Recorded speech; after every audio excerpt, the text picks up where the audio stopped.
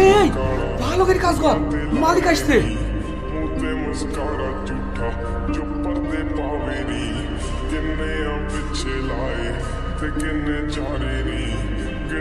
কি রে, সারাদিন এই একটা চেম্বার লোড করেছিস? তোদেরকে বলিনি আজকের মধ্যে সব চেম্বারগুলো লোড করতে হবে? মালিক, আমরা মানুষ, মেশিন না। এই কাজ করতে শক্তি লাগে। তুই আমাকে কাজ শেখাচ্ছিস? এসব কাজ করা কিছুই না। মুখে বললে হয় না মালিক, করে দেখাতে হয়। কি? যত বড় মুখ নাই তত বড় কথা। এই কাজ আমার নয়, এই কাজ তোদের মতো ছোট লোক। এই কাজের ভয় করিস বলেই তো গরিব হয়ে আছিস। সেটা গরিবদের সঠিক দোষ। দেখেন মালিক, আমরা এখানে কাজ করি বলে জাতামাতা বলেন না। শালা, ছোট লোকের আবার কথার বেলায় আছে, কাজের বেলায় নাই। সব দোষ তোমার। তোমাকে আমি আগেই বলেছি এইসব লোক নিয়ে কাজ হবে না। টাকা থাকলে লোকের অভাব।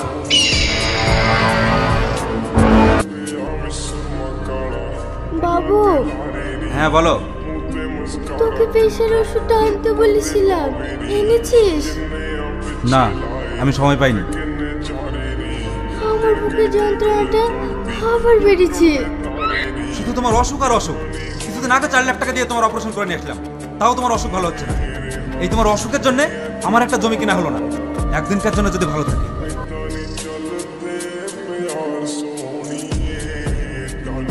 সেটা হয়েছে? হ্যাঁ ম্যাডাম, হয়েছে।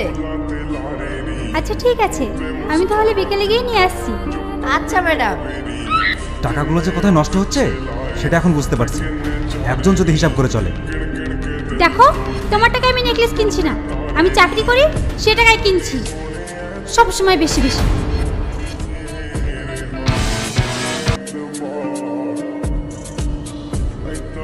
আব্বা, আমার আগের ল্যাপটপটা নষ্ট হয়ে গেছে, নতুন একটা ল্যাপটপ কিনবো। আমাকে 1 লাখ টাকা দাও। শুধু টাকা আর টাকা। টাকা মনে হয় গাছে ধরে নাকি? কোনো ল্যাপটপ হবে না, যা এখান থেকে। একটা কথা যদি ভালো করে বলে। ভাই কিছু বলছেন? হ্যাঁ, আজ 2 গাড়ি ইট লোড হবে। লেবারদেরকে বলে দিস 2 নম্বর ইটটা যেন লোড করে দেয়। ভাই ইট লোড হবে কি করে?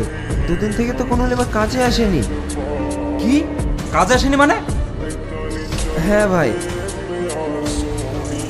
এদেরকে দিয়ে যদি একটা কাজ হয়। আপনার কাছে আমরা সাহায্যে লেগে এসেছি। কি সাহায্য?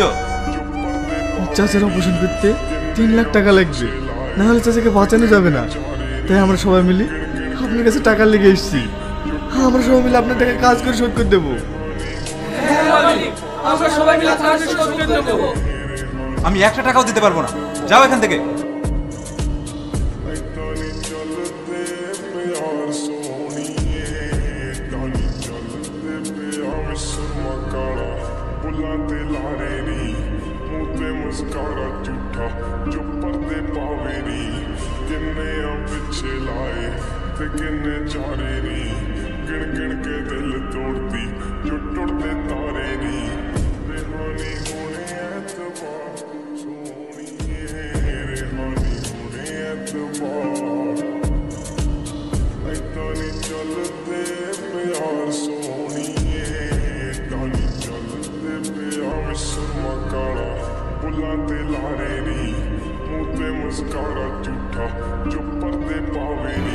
তোরাই জিতেছিস।